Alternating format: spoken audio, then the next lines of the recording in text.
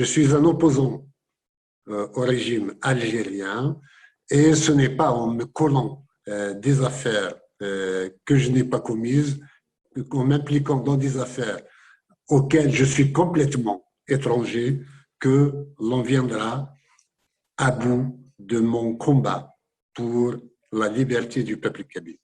Donc, ce mandat d'arrêt m'a choqué. Voilà. Sincèrement, les bras m'en sont tombés du premier coup, mais tout de suite, j'ai reçu des milliers de messages de soutien et je remercie tous ceux et toutes celles qui l'ont exprimé.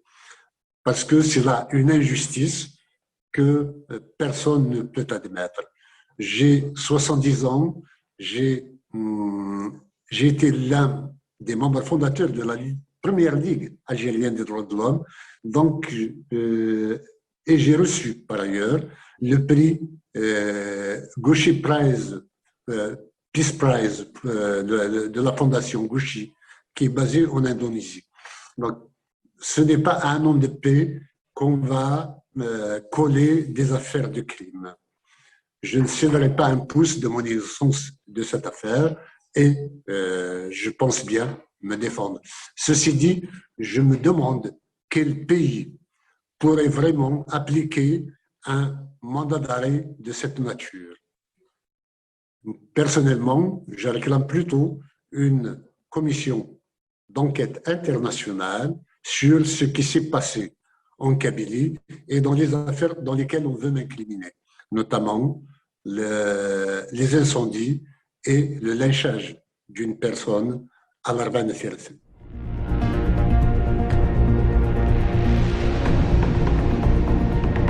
Mes avocats sont charge et j'ai aussi sollicité le concours d'Avocats sans frontières pour déjouer un peu toutes les ruses et les procédures de cette nature. Donc, personnellement, je suis un réfugié politique sous protection internationale et je n'ai strictement rien à craindre de ce qui se passe dès lors que je sais que je suis innocent et que tout le monde le sait. Il n'y a strictement rien à craindre.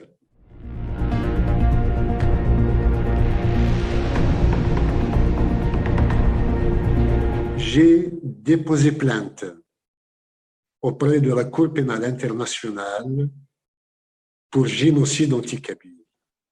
Et les incendies ne sont qu'une partie de ce complot et de ce génocide. Il y a la Covid qui sévit toujours.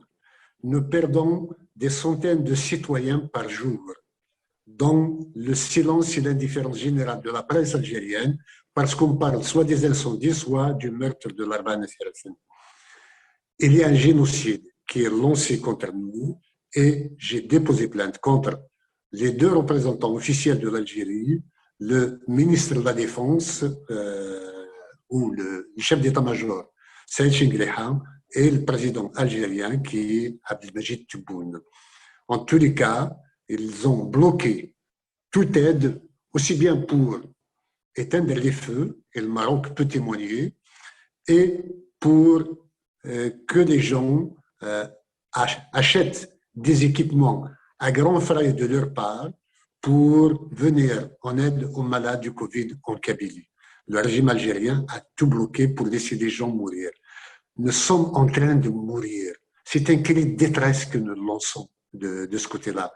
Et je ne peux pas me taire, et c'est pourquoi j'accuse et je porte plainte auprès de la Cour pénale internationale.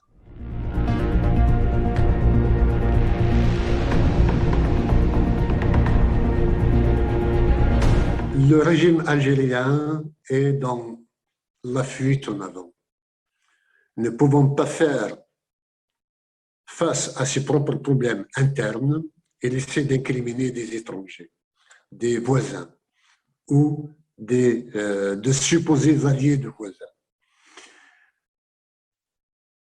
Je ne peux que déplorer la légèreté avec laquelle cette décision a été prise.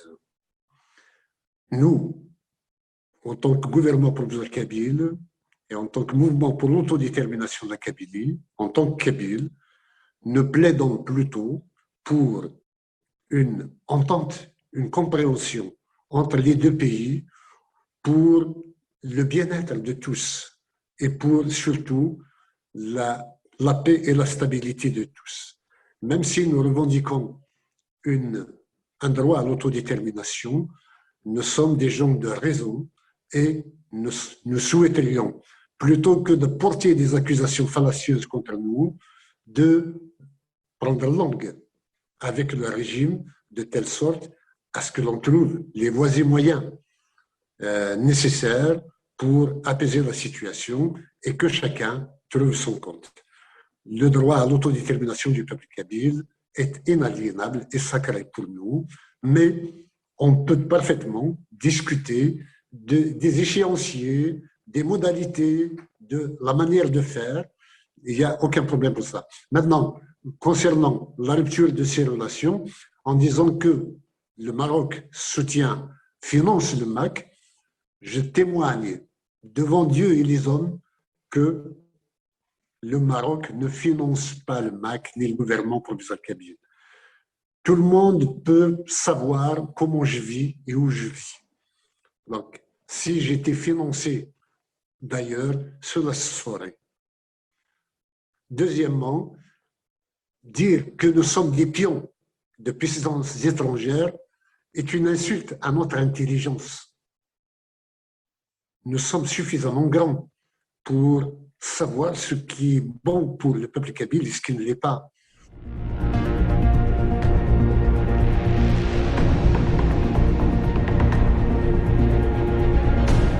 L'explication qu'on peut avancer est le fait que le régime ayant perdu toute base sociale essaye de s'en donner une avec un ennemi interne qui serait la Kabylie, le MAC, et un ennemi ou des ennemis externes comme le Maroc, Israël et quelquefois la France. La France n'est pas oubliée dans cela.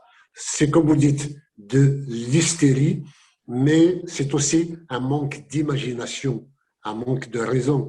C'est un pouvoir qui n'est pas serein, qui est inquiet, qui s'en remet à ce genre de pratique. C'est exactement comme une bête blessée, elle fonce sur n'importe quoi, quitte à se suicider.